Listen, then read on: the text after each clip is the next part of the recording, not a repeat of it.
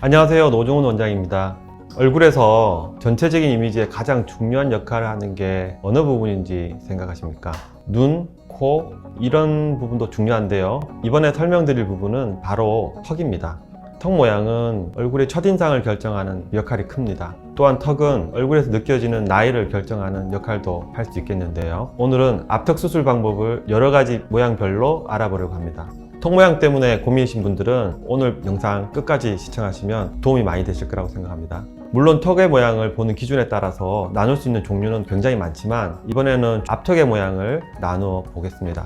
첫 번째, 길이가 긴 경우, 두 번째, 길이가 짧은 경우, 세 번째, 앞으로 튀어나온 경우, 네 번째, 뒤로 들어간 경우, 다섯 번째, 넓은 경우, 이렇게 5가지로 분류해 보았습니다. 앞턱은 이 부분을 말하고요. 옆턱선에서 이렇게 양쪽에서 모여들게 됩니다. 그러므로 얼굴의 길이하고 넓이에 모두 관여하는 그런 부분이기 때문에 매우 중요합니다. 앞턱에 수술을 받는 부위가 따로 있는데요. 아래턱에 송곳니가 이렇게 양쪽으로 있습니다. 송곳니 아랫부분의 넓이보다 약간 넓은 부분을 앞턱이라고 하는데요. 턱이 없으면 만들어주고 길면 줄여주고 이렇게 하면 아닌가 이렇게 쉽게 생각하실 수는 있는데요. 수술은 우리의 뼈와 그 주변의 많은 부분을 함께 생각해야 하므로 그렇게 단순하게 생각할 수는 없습니다. 예를 들어 앞턱 가까이에는 치아도 있고 턱 속에는 신경도 지나가고 있습니다. 신경 부분에 대한 접근은 굉장히 조심스럽게 해야 되기 때문에 세심하게 이루어져야 됩니다. 앞턱의 길이가 긴 경우를 쉽게 말하면 긴턱이라고 하죠. 이렇게 턱끝이 길면 얼굴 전체가 굉장히 길어 보입니다. 그래서 앞턱에서 길이를 줄이는 수술을 할 필요가 있는 경우가 있습니다. 가장 대표적인 방법은 절골법을 사용하게 됩니다. 크기를 줄인다 그러면 모든 것을 깎는 걸로만 생각하시는 분들이 있습니다. 근데 이 수술은 이 부분을 깎는 게 아니고 중간 부분을 줄여서 밑에 부분을 끌어올리는 이런 방법을 사용합니다. 꼭 기억하시기 바랍니다. 절골법으로 수술하시면은 이렇게 깎아내는 방법과 다른 점이 있는데 앞턱의 주변 근육을 그대로 유지시키면서 수술하기 때문에 표정이나 이런 부분에 변화가 굉장히 적으면서 원하는 길이를 정확하게 표현해낼 수 있는 그런 방법이라서 절골법을 많이 하는 겁니다.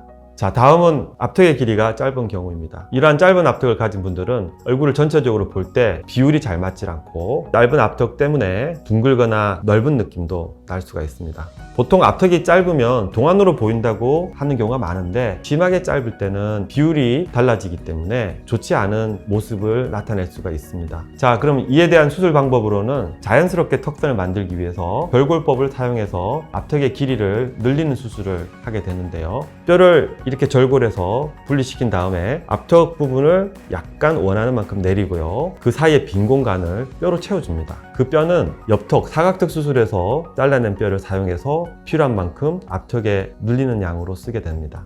이를 앞턱 연장술이라고 합니다. 이 방법은 자신의 뼈를 이용하는 방법이기 때문에 보형물을 넣는 방법보다 훨씬 모양이 자연스럽고 표정도 자연스럽습니다. 세 번째는 이 부분이 앞으로 나와 있는 이런 모양입니다. 앞턱 수술할 때는 항상 코나 입술, 앞턱 이 3가지 모양의 정렬을 확인하면서 수술을 해야 이상적이고 조화로운 모양이 나올 수가 있습니다. 앞턱이 나온 분들 중에 주걱턱이면서 심한 치아 교합에 이상이 있는 분들이 있는데요. 이런 분들이 치아의 교합의 변화도 원하고 앞턱도 들어가고 싶고 이러면 양악수술이나 하악수술을 하시면 되지만은 만약에 치아 교합이나 입술 모양에는 문제가 없는 주걱턱이고 있더라도 본인이 개선할 의지가 없다고 생각할 경우에는 이렇게 앞턱의 후방 이동을 이용해서 원하는 모양을 만들 수가 있습니다. 그리고 수술 방법은 앞턱 중심으로 이루어지기는 하지만은 앞턱 모양이 변한 만큼 뒤쪽에서 오는 이 턱 모양도 같이 변화가 있어야지 조화롭고 자연스러운 모양이 된다는 것을 꼭 명심하시기 바랍니다. 네 번째, 턱이 많이 나오지 못하고 후방으로 들어간 경우입니다. 이런 경우는 당연히 앞으로 빼기를 원하실 겁니다. 그래서 앞턱이 뒤로 들어가 있다면은 옆에서 봤을 때도 앞에서 봤을 때도 볼륨이 부족한 게 느껴지고 목과 볼륨이 자연스럽게 이어지지 못하고 턱선이 불분명해지고 이런 모양을 무턱이라고 합니다. 무턱 수술의 방법은 절골법과 보형물 방법이 있습니다. 절골법은 수평으로 절골을 한 다음에 뒤에 있는 앞턱뼈를 앞쪽으로 이동시켜서 볼륨을 만들어주는 방법입니다.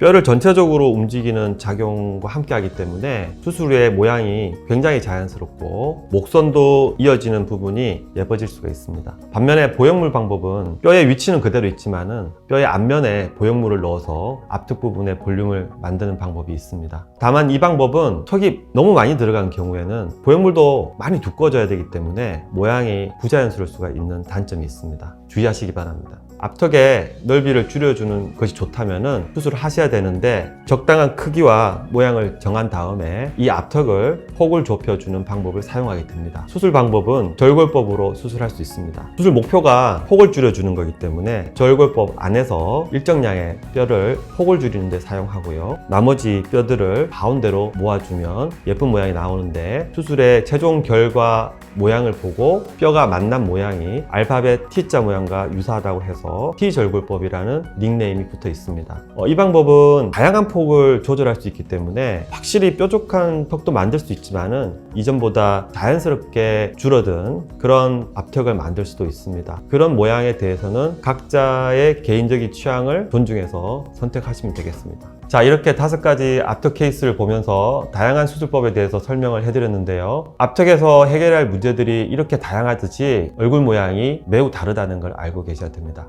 다만 앞턱 수술에서도 신경선의 위치를 정확하게 판단하고 세심하게 수술을 하는 것이 매우 중요합니다. 그런 부분이 워낙 개인 편차가 크기 때문에 경험이 많은 전문가에게 충분한 분석과 상담을 통해서 가장 자신에게 맞는 최고의 수술법으로 진행을 하시면 최상의 결과를 만날 수 있을 것입니다. 지금까지 노종훈 원장이었습니다. 감사합니다.